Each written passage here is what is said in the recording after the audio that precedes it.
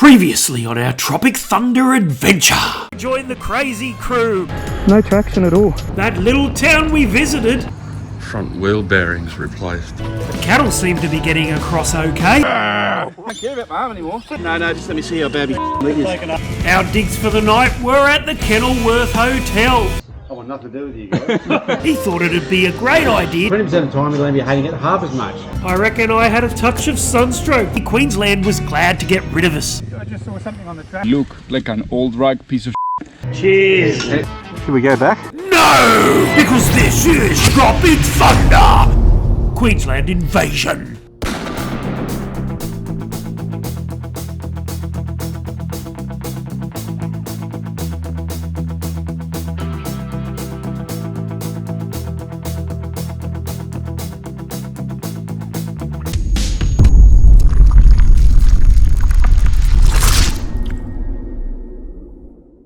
I can't believe you didn't pick my shorts up.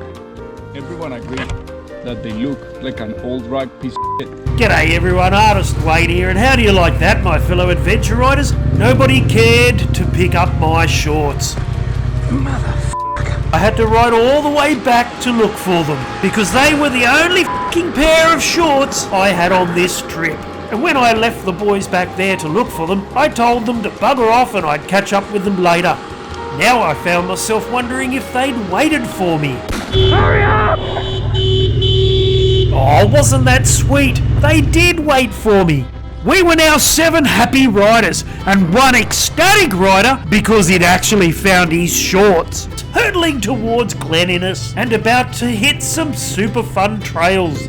Of course, the day is never without its problems. Rocket's BMW had battery issues, although I must say it was a quick and easy fix, which I know is rather unusual for us. Normally the drama comes thick and fast. And let's not forget, I'm catching the action all by myself. Not only was Gaz's GoPro playing up, but now his Insta360 was. As for Santiago, well, he hardly ever turns his video camera on. So after our swim and my little excursion to pick up the only pair of shorts I'd brought with me on this Tropic Thunder adventure, it didn't really take long for the next obstacle to arise, and it came in the form of our first fallen tree.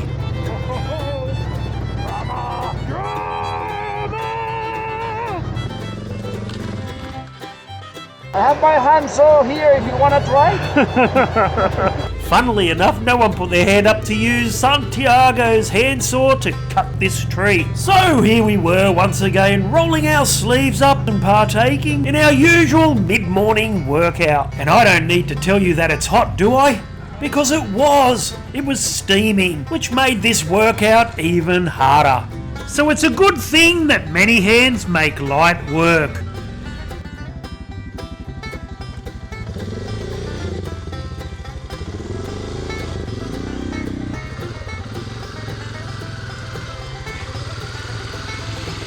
Once we limboed all the bikes under this obstacle, we headed off to see what the next drama would be. And funnily enough, it came in the form of more bike problems.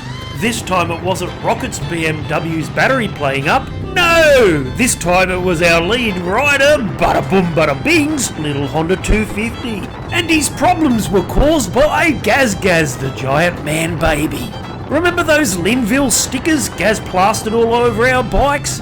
Well, Binger's car was just about to tear his off. Trouble was, his whole bloody windscreen tore off with it. Was that Gary's fault? You and your Linville sticker! So, did you rip the Linfield stick off and pull the whole visor off? Yeah, That's a good sticker. these Hondas, No, shit stickers. Now they're the best stickers. there's not much that holds the screen on. So Gary's stick is stronger than my screen. Oh yeah, I can see where you pulled the sticker off. Thanks, Gary. Yoink. Still so bad. Once again, we were moving forward in our quest to reach our destination, which was of course Glen Innes, a region packed full of adventure and experiences. It's a picturesque town and surrounding villages, spectacular national parks and welcoming country hospitality. But first we needed to fuel up in deep water. Located 42 kilometres north of Glen Innes, this picturesque township has lots to offer. And seeing as it was so bloody hot, it offered us a place to quench our thirst. Deepwater Brewing, brewer of delicious and exciting craft beer. Not really good for me though, I don't like beer. So this is where I had my very first JD and Coke. It's also where the group would split. You see, Santiago and I had hatched a plan to hit the main road all the way to Glen Innes, where we could continue quenching our thirst at our pub accommodation / watering hole. The reason they build highways is it gets you there quicker. So off Santiago and I headed, joined by Brendo and Andres, and we left Bada Boom Bada Bing, Bingus Khan, Gaz Gaz Rocket and Hardcore Mick behind. Apparently they were going to take some dirt trail that would get them halfway here, but as for us, we were too hot, too tired and too thirsty. Good old Glen Innes, the town with highland heritage. This would be our last night's accommodation on our Tropic Thunder Adventure before hitting Coffs Harbour. Reminiscent of the Scottish Highlands, European settlers named the area the Glen Innes Highlands. This Celtic connection is honoured at the Australian Standing Stones Monument and the annual Australian Celtic Festival. And our team leader, Bingus Khan, had organised individual rooms for us all, just to celebrate. Our accommodation was at the Great Central Hotel, where we'd have a fine feed and lots of laughs. As for now, it was time to settle in and wait for the other boys with a romantic wine.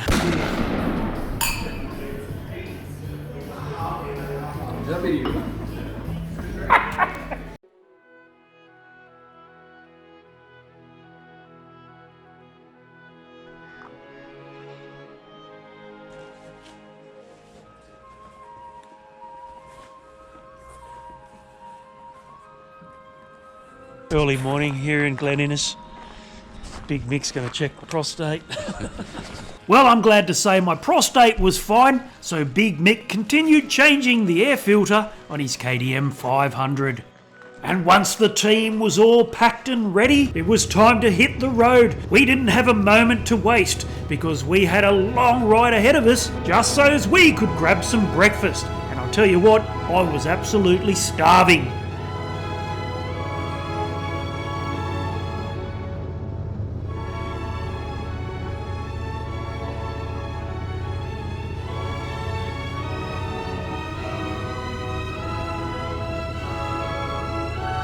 Finally, we'd arrived at the local Glen Innes Cafe.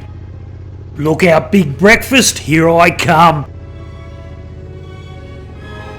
What happened yesterday, Gaz? That would talk about Yellow means it's actually in the word. I need some filler now.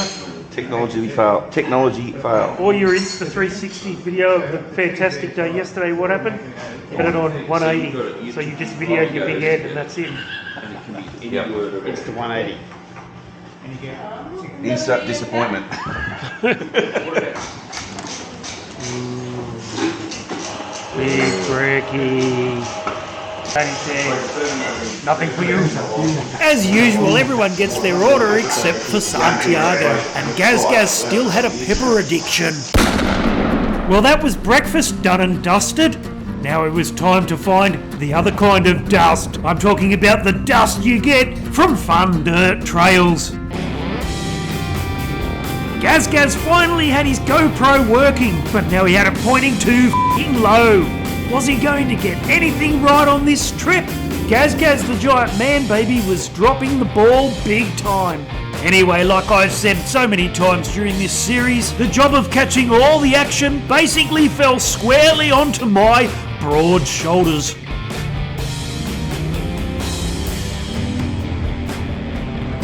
Well, at least Gaz Gaz had now solved his Insta 360 camera problem, so I guess that was something, although he did turn it off on one of the best parts of this big hill. In fact, I think that's exactly what this hill was called, Big Hill. Obviously, it takes a very imaginative person to name a big hill, Big Hill. And you may be wondering where we were going, because normally when you get to the top of a big hill, there's a great lookout. And this big hill was no exception, because we were about to arrive at Tommy's Rock Lookout. the place you go for unending scenic wilderness views over the Great Dividing Range. And I'll tell you what, we had it all to ourselves on what was a spectacular morning.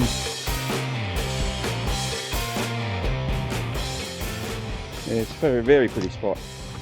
But this is the best hill around, hey me? How much fun was that? I think it's enough breaking now. Nah, there's got to be more. Let's keep on giving. I've got a massive arm pump and doing wheelies over there.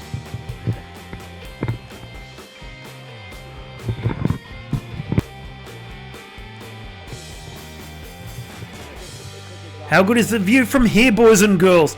Absolutely stunning. It's hard to beat views like that, but we managed to find some gorgeous farmland with equally beautiful views to ride through as we made our way closer and closer to Coffs Harbour.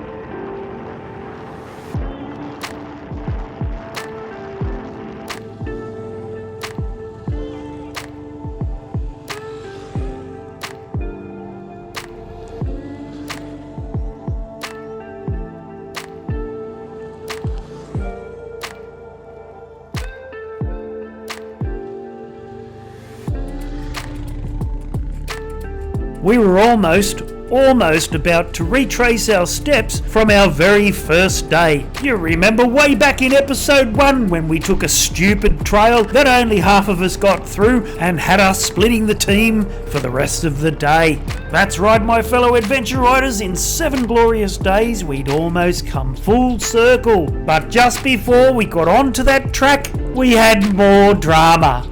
It no longer comes as a surprise anymore. Now that Gaz had finally set up his GoPro camera in the right position, his Insta360 camera was now filming in super fast speed. All his Insta360 footage was now useless, but at least his GoPro was working.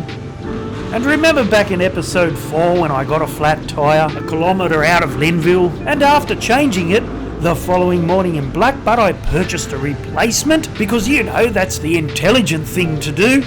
Everybody knows you carry a spare tube. I myself like to carry 2 or 3 spare tubes, along with a range of the appropriate tools to get oneself out of trouble. I mean, nobody would be silly enough not to carry tools, or would they?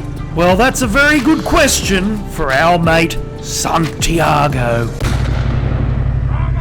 Drama!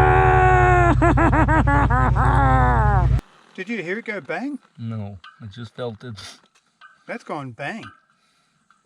He doesn't have a spare tube. He doesn't have the spanners to take the wheel off. It's disgusting. If I hadn't stopped, he'd both still be sitting here. Oh, gonna have to sack him as my sponsor. Now we need your small hand. Come on, this out, please. I've got bigger hands than you. Bring. Wow, I for one was amazed that Santiago managed to persuade Bing to install his tube for him. Looks like Santiago owes Artist Wayne and Bing big time. And Brendo. You can buy all the drinks tonight. He used my spare tube, Brendo's tools, and bada boom bada Bing's mechanical services. And do you want to know what the funny thing is? Santiago carries a pump. I don't know what he uses it for, seeing as he doesn't carry tools or tubes.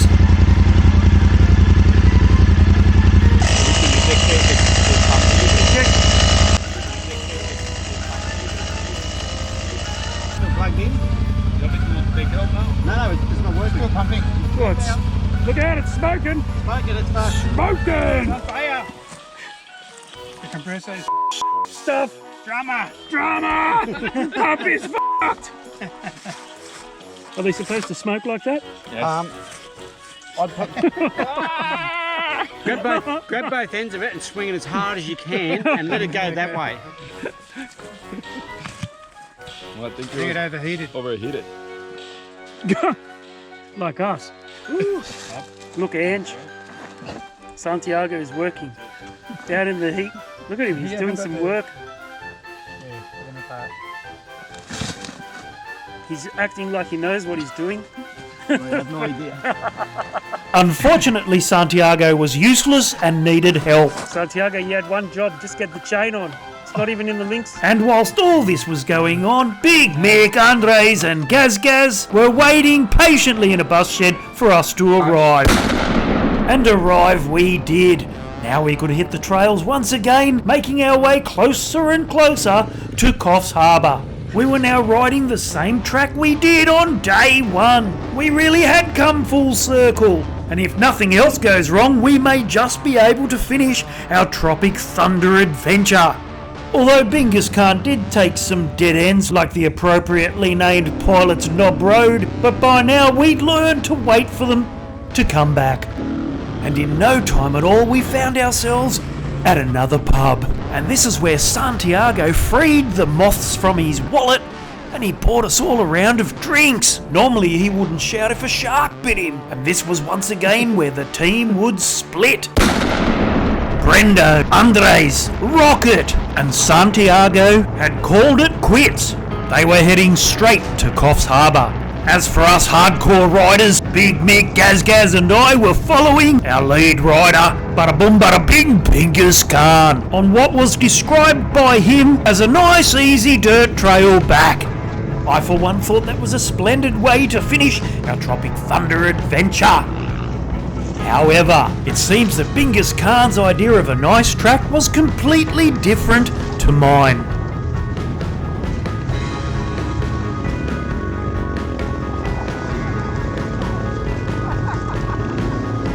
I was now on the heaviest bike, fighting for survival.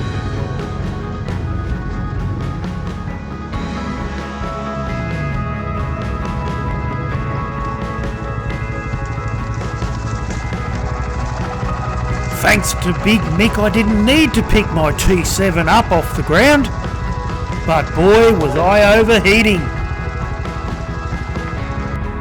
I don't mind a hard track, but after 7 days riding, actually it was 8 for me because I rode up to Coffs Harbour, I would have been happy with a hot shower and a relaxing drink. Anyway, we all survived, and we only lost Gaz the Giant Man Baby once. However, we did manage to find him, and Big Mick, aka Hardcore Mick, left part of his nose back on the trail. Drama. Hang on, wrong side. That trail is normally like a main road. I haven't been through there for a while. That's normally a main road.